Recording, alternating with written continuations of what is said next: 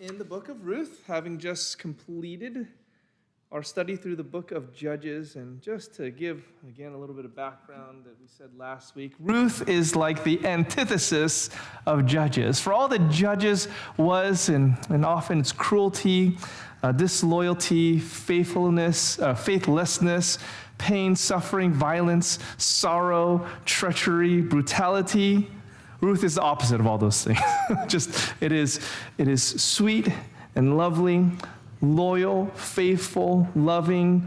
There's weddings. There's devotion. There's humility. It is just the opposite of all that was wrong in Judges. It gives you at least the littlest glimmer, the faintest sliver of hope in the midst of what Judges was, and is summarized to be everyone did what was right in his own eyes. It's a book then that should draw our attention and our hearts, because you might think, we live in a world in a time of judges where there's no king in Israel or America, where everyone does what is right in their own eyes or doing evil in the sight of Yahweh. We need truth, we need people, we need stories like Ruth to remind us, no, God is still working. There's still hope in the midst of tragedy and loss, so that there is still an end point, there is a conclusion, there is a plan to which all these things are culminating.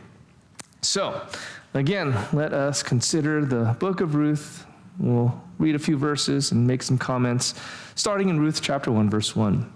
In the days when the judges ruled, there was a famine in the land. And a man of Bethlehem in Judah went to sojourn in the country of Moab, he and his wife and his 2 sons. The name of the man was Elimelech, and the name of his wife Naomi. And the names of his 2 sons were Mahlon and Chilion. They were Ephrathites from Bethlehem in Judah. They went into the country of Moab and remained there.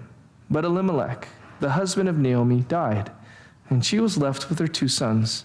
These took Moabite wives. The name of the one was Orpah, and the name of the other Ruth. They lived there about 10 years, and both Mahlon and Chilion died, so that the woman was left without her 2 sons and her husband. As you do some of the chronology and the working backward, because we know at the end of Ruth we have a genealogy that leads up to David, you can actually kind of identify in which judgeship that this happened. It's likely that this was the judgeship of Jair. He was one of those judges that doesn't get a whole lot said about him. You can look at Judges 10, 3 through 5 for the little blurb.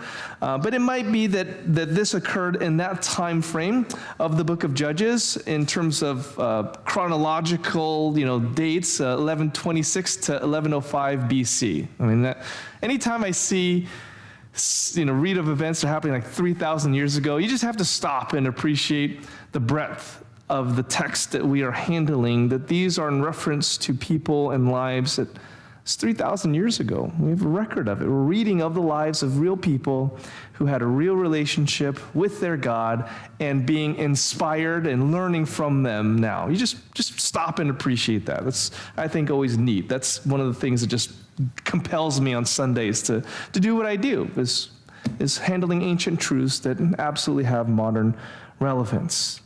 Now, it opens with the fact that there's a famine in the land.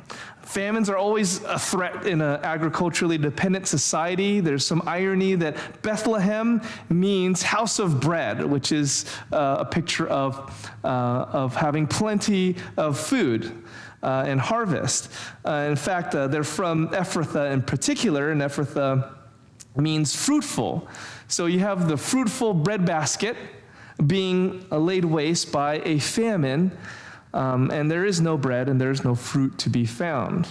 Now, just be thankful that if you've grown up in America for the past several decades, as I have, you haven't known the terror of famine or lack of food, which still happens to this day. There are countries where they literally starve to death. There's countries where, because the crops don't turn out right, that people are eating tree bark. It's happened in North Korea multiple times. It's just, most of you have probably never known like that kind of desperation hunger, to look at the clouds and see them dry, and be afraid.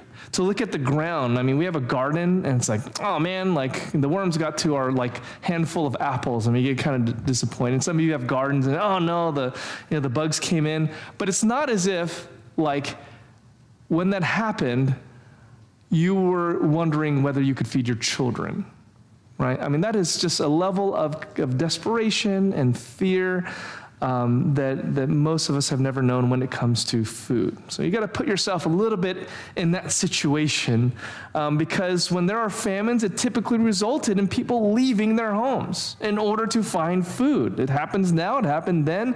You become a refugee. Just imagine, like, we don't have food, we don't have a harvest, we're going to have to leave, pick up and leave and go somewhere else where hopefully there are literal greener pastures.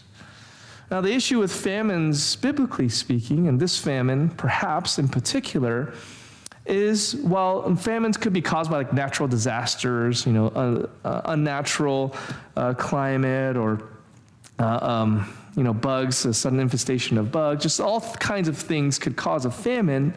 Oftentimes in the Bible, they could be a form of divine judgment.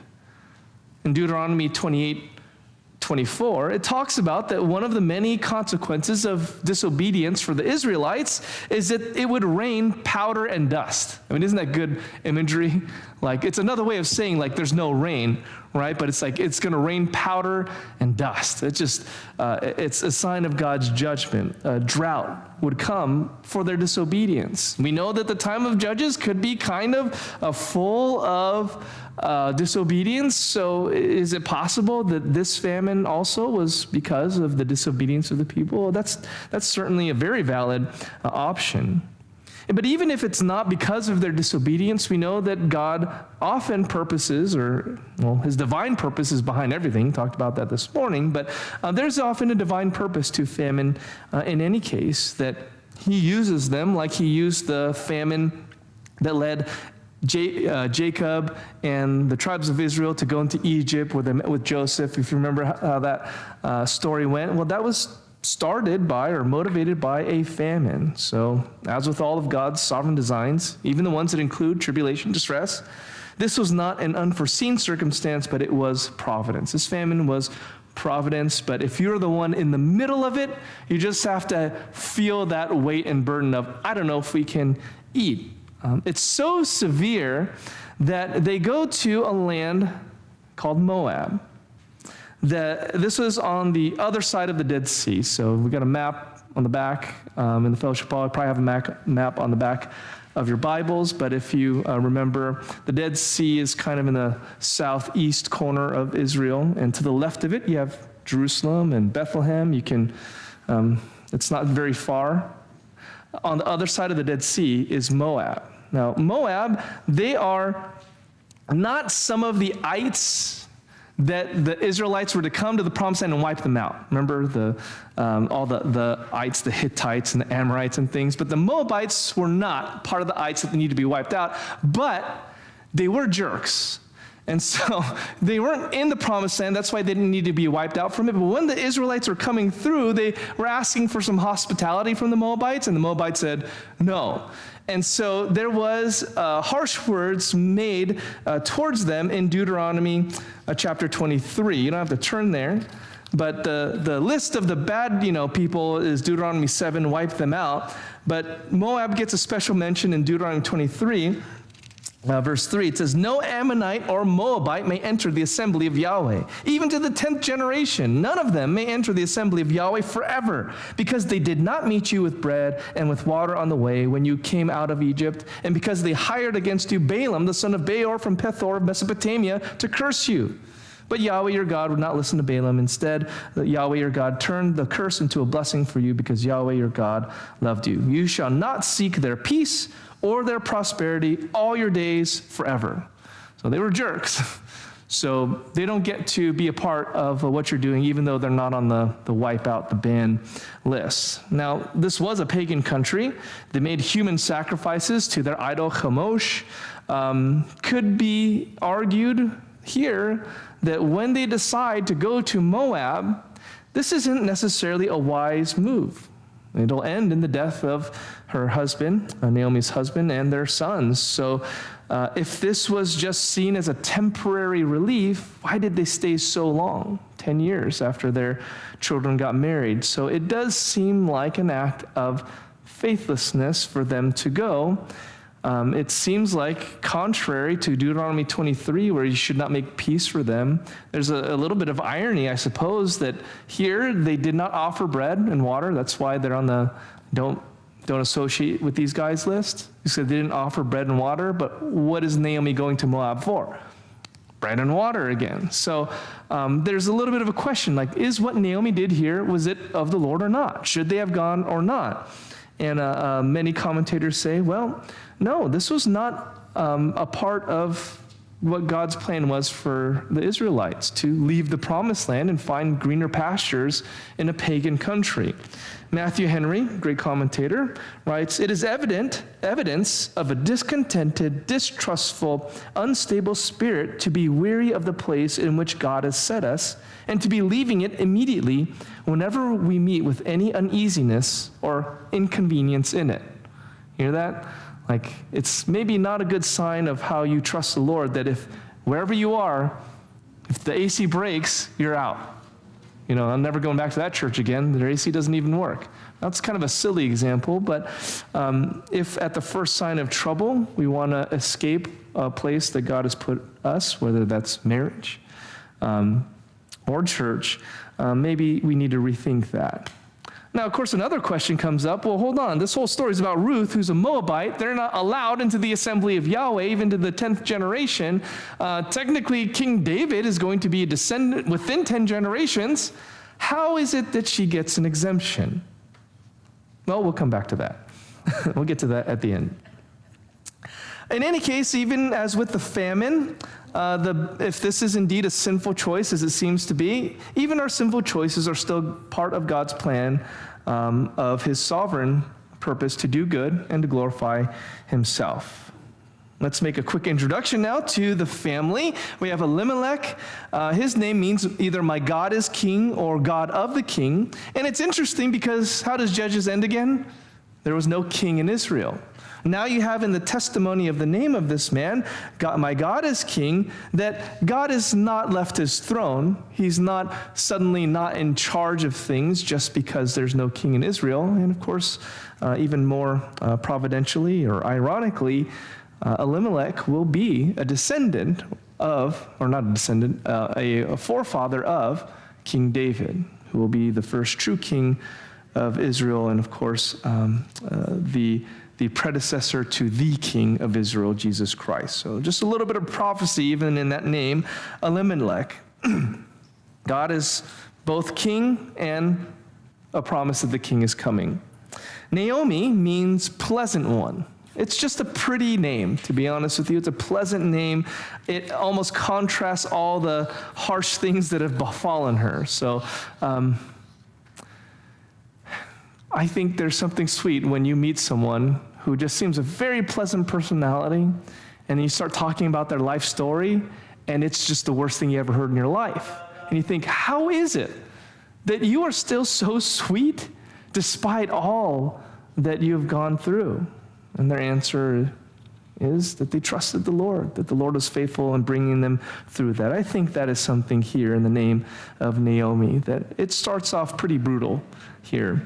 But there is going to be sweetness in her name later. It'll also be an irony when she does go back to Judah that she wants people to call her bitter, Mara, which is like the opposite. Like, call me bitter. I got nothing going for me. There's nothing pleasant about me or anything that's happened. But we'll see God turn that around, of course. Mahlon and Kilian. This is sad, but it's funny. Mahlon means sickly or unhealthy. And Kilian means weakness or wasting away. It could even be used as a word for tuberculosis or consumption. So just imagine naming your kid like weakling and tuberculosis. Well, it doesn't exactly inspire, any, they're not striking fears in the hearts of anyone when they introduce themselves. But it tells you something, right? Like, they were born in the midst of famine. and they were weak. The NET Bible gives this note that the rate of infant mortality was so high during the Iron Age that parents typically did not name children until they survived infancy and were weaned. So this tells you they survived it, right? You know, the early days, but just barely. I mean, there's just little sad, pathetic things. But they at least survived, at least for a little bit. But it tells you of the condition of the famine even still there in Moab. It was not happy times. Just fragile children. That had to have been a heartbreak for father and mother alike.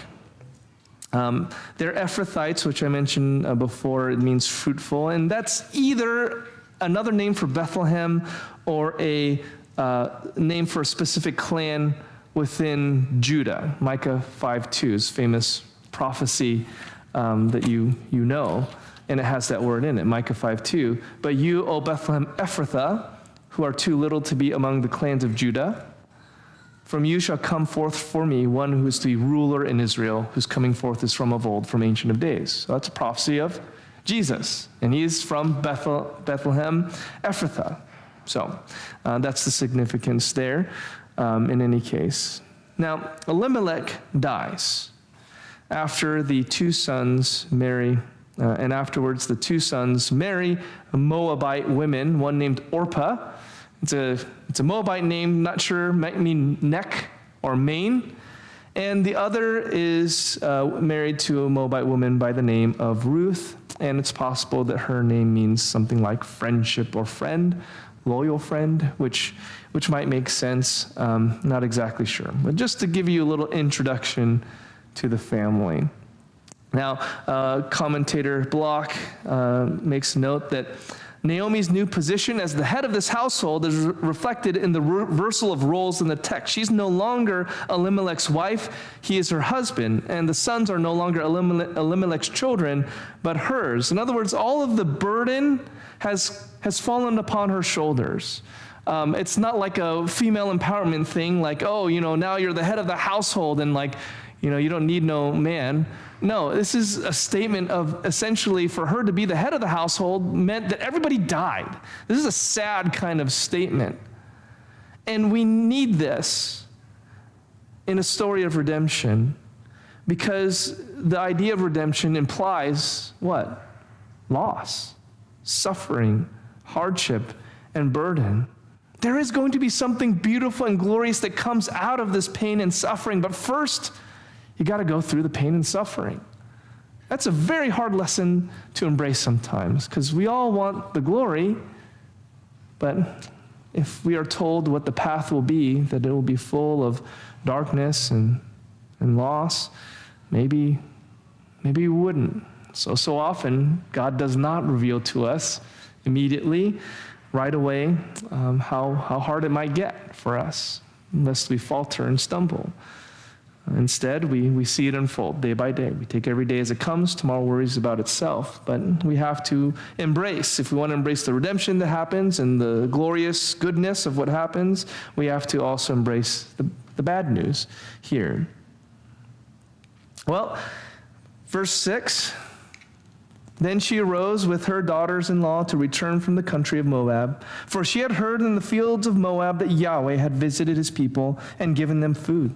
So she set out from the place where she was with her two daughters-in-law, and they went on the way to return to the land of Judah. But Naomi said to her daughters-in-law, go, return each of you to her mother's house. May Yahweh deal kindly with you, as you have dealt with the dead and with me. Yahweh grant that you may find rest, each of you, in the house of her husband. Then she kissed them, and they lifted up their voices and wept. And they said to her, no, we will return with you to your people. But Naomi said, turn back, my daughters. Why will you go with me? Have I yet sons in my womb that they may become your husbands? Turn back, my daughters, go your way, for I am too old to have a husband. If I should say I have hope, even if I should have a husband this night and should bear sons, would you therefore wait till they were grown? Would you therefore refrain from marrying? No, my daughters, for it is exceedingly bitter to me for your sake that the hand of Yahweh has gone out against me. Then they lifted up their voices and wept again. And Orpah kissed her mother-in-law, but Ruth clung to her. The narrative is essentially that the famine seems to break. that there is food in Judah once more. Naomi plans to return there into her hometown in Bethlehem, and she is releasing her daughters-in-law to return to their own land. And then when she says that to find happiness in the house of your husband, that's saying go and marry again. Right? Go and be married again, have a full life, have a family, forget about me, don't worry about me. And we see something of the character of all three of these women in these verses. Clearly, there's a lot of love and loyalty between these women. Death and loss had brought them closer together and not driven them apart. Now, you probably know and have experienced. You have stories of how tragedies and death within a family create wedges between siblings and cousins and in-laws and parents. Right? I'm sure you've witnessed it when someone has died and they didn't leave things quite in order, or there's a dispute over the property, and just you see families implode because of death. But it tells you of the character of these women that Naomi commends, that not only when her husband died, but when their husbands died too, they remained loyal to her and to each other. It's a tremendous sign of character as far as I'm concerned, having now counseled and talked to so many with this kind of family drama where death brought in so much a conflict. Furthermore, we see Naomi in her character that as a widow with no children and no grandchildren, with limited prospects, or as she says, no prospects for remarriage because of her age and probably an inability to work any land or do anything, that she's not going to just retire well when she goes back. It was going to be hard, and as you know, widows had it very difficult in that culture. If you didn't have any family to look after you or care for you, you could easily become a beggar, because there was no like safety net, social net, programs or anything. It just, if you had no family, tough. She had some land, but no one to work it. That was going to be a problem. And she couldn't bear the thought of burdening her daughters-in-law to the same dismal fate. Because after all, if she brought these Moabite women who were already married with her, what really were their prospects going to be? Who was going to marry a Moabite woman? Now, we know the answer to that, fortunately, but it was kind of a big gap to bridge for someone to do that. She just didn't want to put them under that duress, under that stress, to share her lonely fate, is the way she saw it. So no, you have your whole lives ahead of you. You'll still be able to marry again. Don't come with me. And it's a very motherly thing to do. I'm sure many of you also have experienced that, where a mother says, don't worry about me, take care of yourself. Or maybe you as a mother or parent have said the same thing to your kids. And again, to the credit of the daughters-in-law, that doesn't deter them. They still want to stay with her. And I don't know if you see it, and I saw it more this time when I was studying it this week than last week. Naomi kind of doubles down hard against them and kind of gives them a spiel, like a real mommy spiel. What? Am I going to have more kids for you? And are you going to wait, for them to be adults? Even if I got married, had a kid right now, you're going to wait for them? It's almost sarcastic, right? It's just, I don't know why, I just can imagine my mom saying something like this, just momming them. No, don't do it. You're being silly. Why would you want to keep coming, with me? I got nothing to offer you. And she just starts talking about, it's kind of a weird thought. Like, what, am I have a baby? And you're going to wait for this baby to be adult? And you're going to marry the baby? It's just sort of awkward and sarcastic, but it's very mom, and it's very mom being like, don't worry about me. You take care of yourself. She doubles down on it. I don't know. I think it's sweet. It's sweet and weird, just like, mothers can be, I guess. Like, okay, Mom, I get it. Fine. You don't want me to go, okay. And there's lots of tears, and there's lots of weeping, and there's lots of, wailing. And Orpah decides, she's persuaded that she decides to return home and kisses her mother-in-law. It's sweet. It's sweet, and you can understand why she did it. But Ruth clings to her mother-in-law. She doesn't want to give up. Why? Why is she not on the ban list, rejected from the assembly of God. Why is she so committed to her mother-in-law? We'll get to it at the end. Now, what these women are exhibiting is very precious, especially in the context of, again, the time of Judges. Ruth being almost completely the opposite of Judges, where there's disharmony, disunity, even civil war, which is what Judges ends with. But here with these women, you have harmony. You have peace. You have real care and loyalty and love for each other. It's a hallmark of the sinfulness and distressed state of the world that there is conflict between in-laws and families and household. Micah 7, again, to reference Micah once more, you don't have to turn there, but Micah 7, 5 through 7. This is just telling of the sinful times and the context where the saints of God cry out to God. So this is when things are bad, whether it's the time of Judges or whether it's, the 2020s. Put no trust in a neighbor and have no confidence in a friend. Guard the doors of your mouth from her who lies in your arms. In other words, even your spouse, there's tension. For the son treats the father with contempt. The daughter rises up against her mother, the daughter-in-law against her mother-in-law. A man's enemies are the men of his own house. But as for me, I will look to Yahweh. I will wait for the God of my salvation. My God will hear me. Micah 7, 5 through 7. So it's a hallmark of the distressed, wicked condition of our world when there's conflict in the household, even mother-in-laws and daughter-in-laws. So Judges is that, right? But Ruth and Naomi and Orpah, they are not that. So that speaks to godly character in the midst of the suffering and sorrow. Now what's interesting is that Jesus quotes Micah 7, 5, and 6. 6 in particular. Jesus quotes those verses in Matthew 10, verse 34 through 36. But do you recall the context that he cites those verses? Let me remind you. Matthew 10, 34 through 36. Do not think that I have come to bring peace to the earth. I have not come to bring peace, but a sword. For I have come to set a man against his father, and a daughter against her mother, and a daughter-in-law against her mother-in-law, and a person's enemies will be those of his own household. Whoever loves father or mother more than me is not worthy of me, and whoever loves son or daughter more than me is not worthy of me. And whoever does not take his cross and follow me is not worthy of me. Whoever finds his life will lose it, and whoever loses his life for my sake will find it. Isn't it interesting that Jesus says, I am coming to bring the conflict in the home? Jesus alone should be the point of contention in a household or in a neighborhood or in a country. Think about that. The reason that we should ever have a conflict with anyone over anything, it should be because Jesus is the dividing line. Another way to put that then is we should have blessing, or we should be seeking peace and living with people in an understanding way as best as we can when there's not to do with Jesus.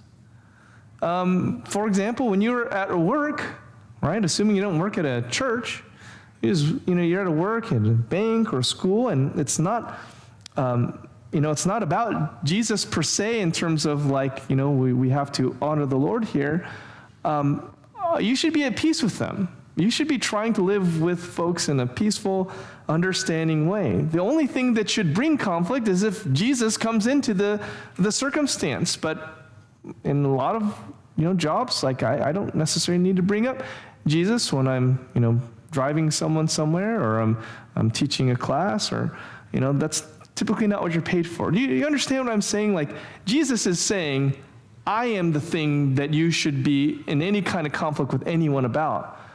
So then think of all the other stuff that you have conflict with people about. Is it Jesus? Was it really Jesus?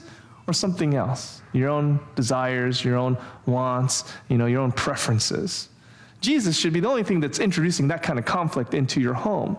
Otherwise, I should be at peace with in people in my family, in my household. I should be at peace with people when I, drive, right? There should be no conflict there, except for Jesus. So that might be a weird kind of a weird way to view that, but we'll get back to it in just a second if that didn't quite make sense. In any case, there's something to say about being loyal and loving to others and only having conflicts with folks because they're having a conflict with Jesus, but for our part, being welcoming and loving and gracious and generous to folks. Let them have a problem with Jesus, but not with my attitude or arrogance. Now, this leads to Ruth's iconic speech in verse 15 through 18. She said, Naomi, see, your sister-in-law has gone back to her people and to her gods. Return after your sister-in-law. But Ruth said, do not urge me to leave you or to return from following you, for where you go, I will go, and where you lodge, I will lodge. Your people shall be my people, and your God, my God. Where you die, I will die, and there will I be buried. May Yahweh do so to me, and more also, if anything but death parts me from you. And when Naomi saw that she was determined to go with her, she said no more. At the heart of this is not simply a devotion to Naomi. It is at least that, but it is more than that.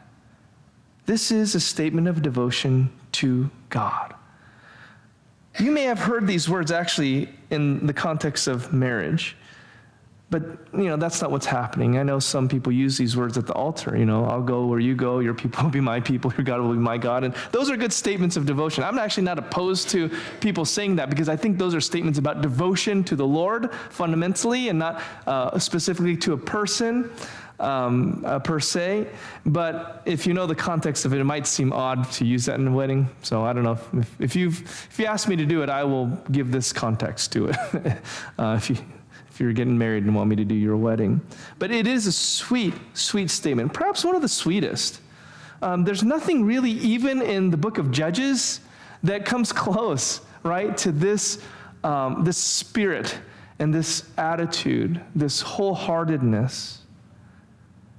What had Naomi done to earn this kind of response from Ruth? It does seem like a very fierce loyalty to the person. After all, but when you think about it, though, it seems more like Naomi was on the receiving end of their relationship than the giving end. In other words, Naomi says that basically you took care of me when my husband died. And then you've been with me since my sons, your husbands died. Who do you think was serving and ministering to who? It was probably that Naomi and Orpah were doing more for Naomi. So had Naomi done anything really to earn this kind of loyalty from Ruth? It doesn't seem so. In fact, I don't know that Naomi had done really anything to deserve this loyalty, and that the answer to why she merited it, the statement, is the same as the answer to why Ruth seems to be exempt from the prohibition in Deuteronomy 23. And so we'll talk about that now. Why is it that Ruth seems to be defying so many of these expectations that we have about a woman from Moab? Well, it's because Ruth was devoted to Naomi's God. That's really at the core of it. And that translated to a devotion to Naomi and her people. Because if it was the other way, if it was that, because commentators can go back and forth on this, like, is this really a true statement of Ruth's commitment to Yahweh? She's a true believer, a true convert, a true follower of the God of Abraham, Isaac, and Jacob? Or is she just basically like, well, I don't have anything else I can do. I mean, my life has sort of been defined by this relationship, and so this is a very just preliminary kind of naive expression of devotion, right? Is it naive and she has nothing else? It's, maybe still good, but it's naive. Or is this a full-blown expression of devotion to Naomi and more importantly, her God. I think it's the latter, because that explains why she is not on this list. She's not being held account like she's a Moabite who cannot enter the assembly of Yahweh up to the 10th generation, like Deuteronomy 23 says. If it was the other way, that Ruth's devotion to Naomi was primary and the devotion to God and his people secondary, if that was the order, then that's idolatry. And in fact, that would be the condition that Jesus talks about that would set a sword in a household, is that she's putting people in front of God. That's what Jesus said. If anyone loves father or mother more than me, is not worthy of me. So she would not be a praiseworthy person to have this kind of loyal love towards Naomi, fundamentally and in priority. To put any person above Jesus is to make a sinful person your God. But that's not Ruth. Her statements here are statements not of like, Naomi, you're my whole world, and I would do anything for you. Ruth's statements here are statements of self-denial. It was a pledge of loyalty to Naomi at the least, but it would have fallen short if it was just that. Ruth was denying everything about her former identity, her heritage, her culture, her religion. She was turning her back on all of it. She was dying to all of it. So it's not fundamentally, Naomi, you're worth all of this sacrifice. It is your God and your people are worth this sacrifice. I'm turning away from everything in order to pursue you and your God.